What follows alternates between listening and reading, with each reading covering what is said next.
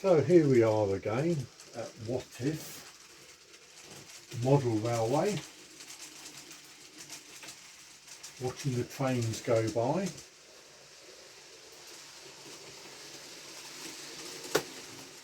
Just a little bit of what's going on today, what's going on with the model railway. Firstly, why do I make recordings? Well, I make recordings just to document my model railway. Now,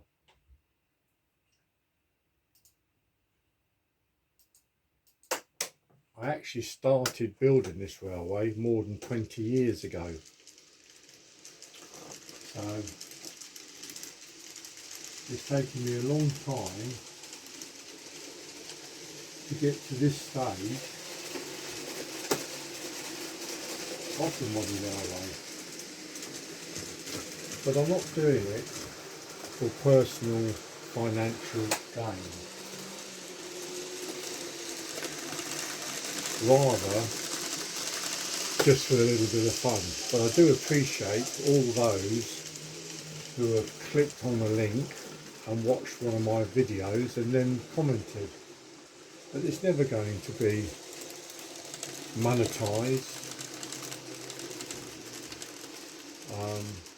or anything like that, so I shall never be clicking on that to do those sorts of things.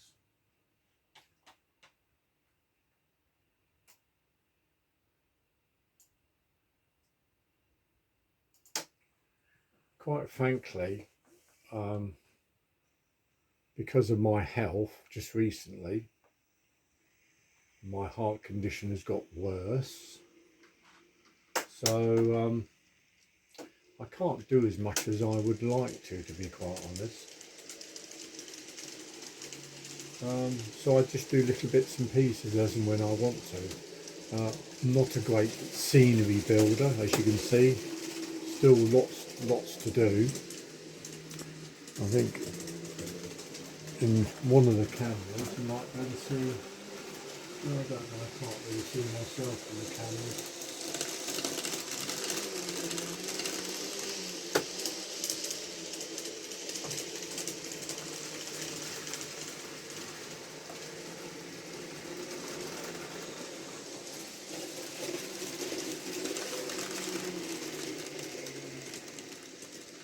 But I just do bits and pieces as I feel the need to do them. The layout is actually working really well now. It has its hiccups. Sometimes a train gets stuck on a point and then causes all sorts of mayhem. Usually when I'm recording. Otherwise it normally works quite well. But at the moment it seems to be working quite well anyway. All these trains are popping in and out. The whole thing is run by iTrain, which I think is a brilliant program. Personally, I find it very difficult on my own, and I've done it, to control this layout manually. I certainly wouldn't be able to get the same number of trains moving at once if I were to control it single-handedly, because iTrain makes sure that there are no crashes.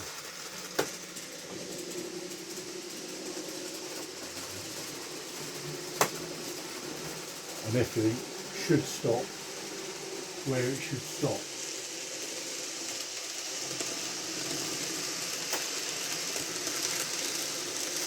And as you can see here at the moment, there are 4 trains in motion. Well, not in motion, but there are 4 trains that are doing their thing.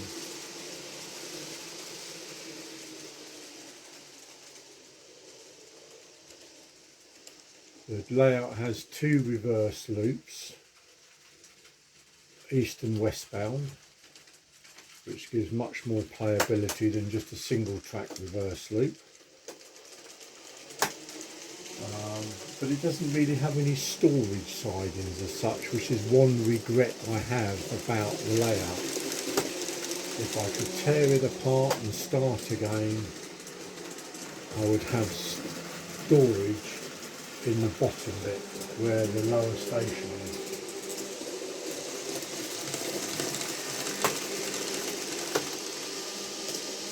And that way I could run more trains. I could even then run some trains that don't need to go near the terminus station, and just make them trains that go around an outside loop or an inside loop and then go back into storage, like a coal train or a cement train or a container train or whatever train there is. Then I could store it in the lower level and do that, but I don't have that. But if I did, that's what I would do. But there's a lot of playability about the layout.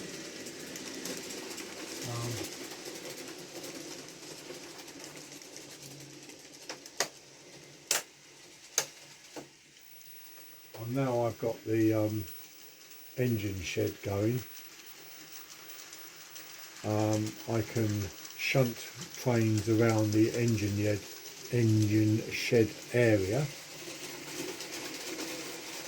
I can also take diesel into there if I want to. I haven't scheduled anything like that yet.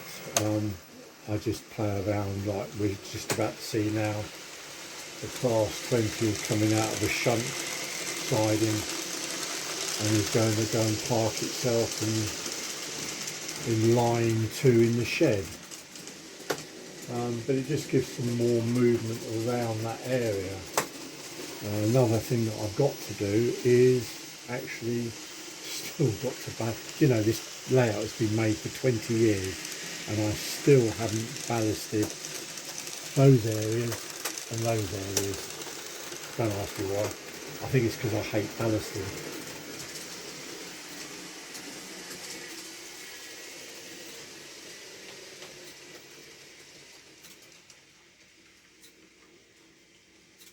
Now, here's a case in point. There's a train got stuck on a point, which is going to cause all sorts of problems. Oh, I can't get out of my room.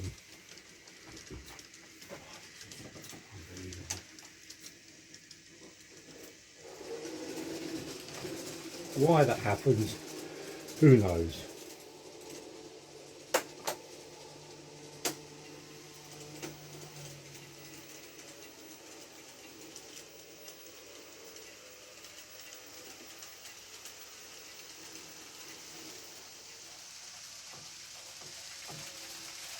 There you go.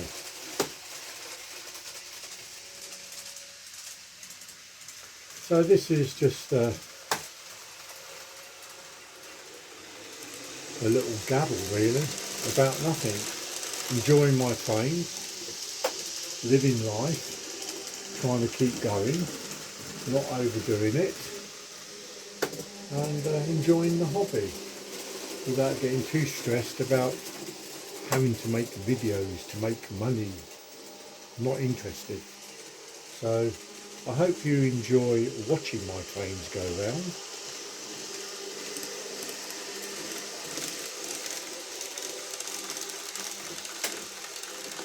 And I might catch you on another video at some time in the future.